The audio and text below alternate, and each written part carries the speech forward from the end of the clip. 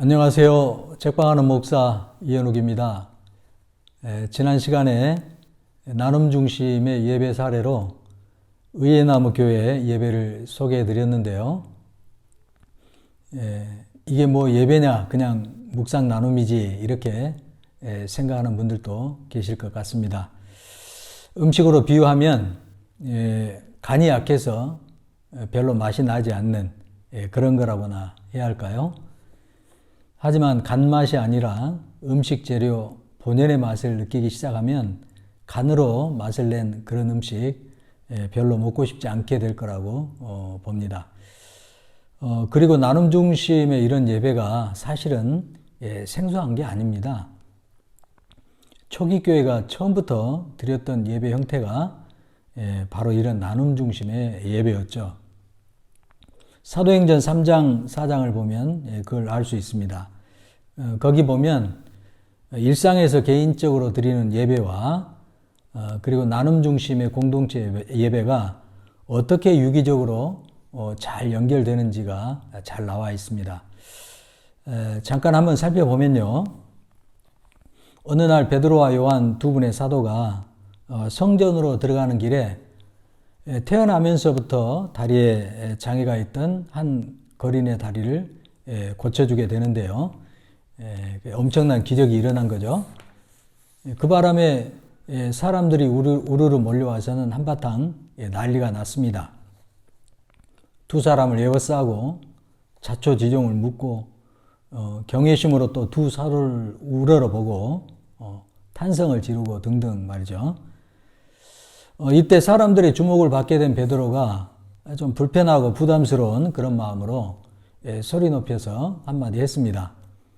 여러분, 내가 한 게 아니라 바로 여러분들이 십자가에 못 박아 죽인 예수 그리스도의 이름으로 이런 일이 일어난 거라고 말이죠.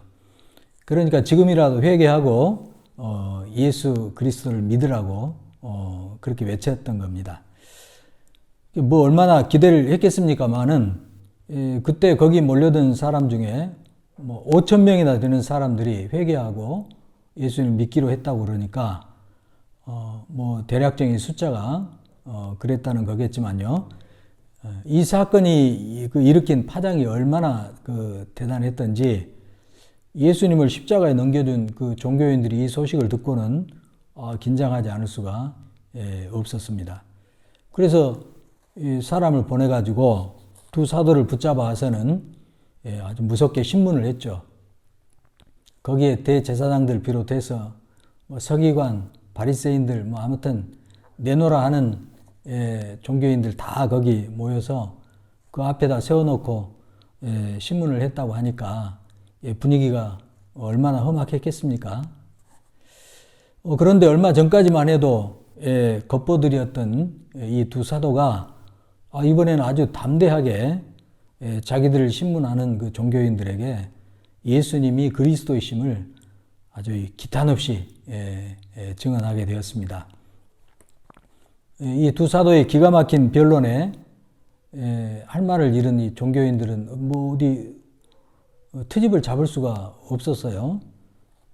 그래서 앞으로는 이제 예수 이름 거들먹거리지 말라고 겁만 주고 뭐 어쩔 수 없이 두 사도를 내보낼 수밖에 없었습니다. 여기까지가 바로 베드로와 요한 두 사도가 자기 삶의 자리에서 영과 진리로 예배를 드린 그 예배라고 할 수가 있겠습니다. 이제 우리는 우리 삶의 자리에서 우리에게 주어진 삶을 통해 영과 진리로 예배 드릴 수 있어야겠죠.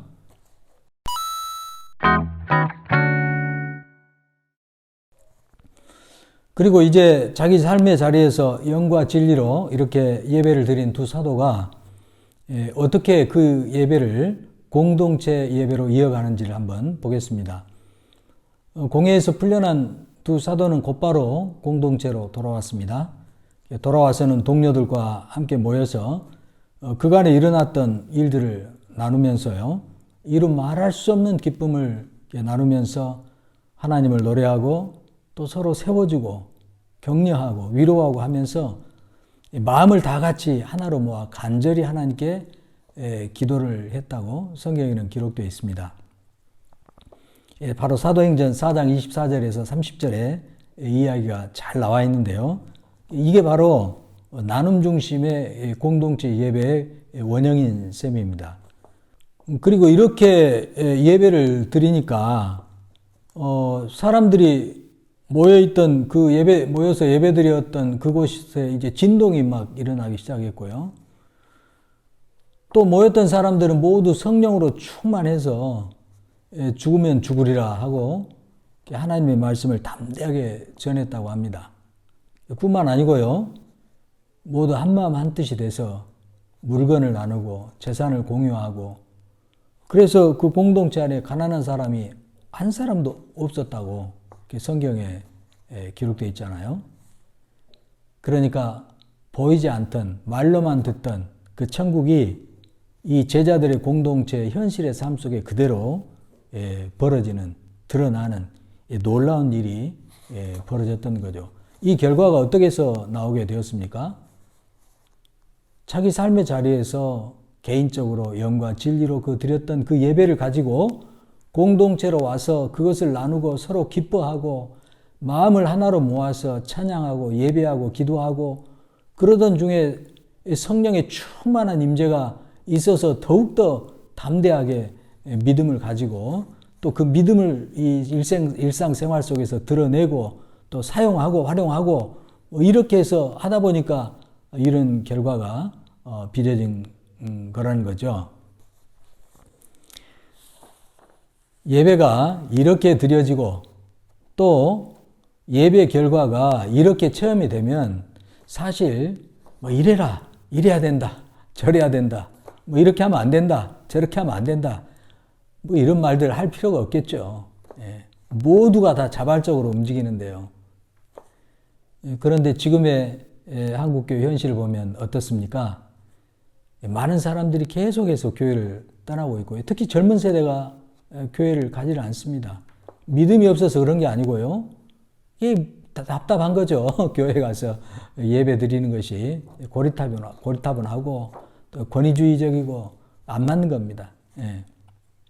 미국에서 조사를 했는데 왜 우리 자녀들이 교회를 떠나는가 그 이유 중에 10가지 이유 중에 하나가 그거라잖아요.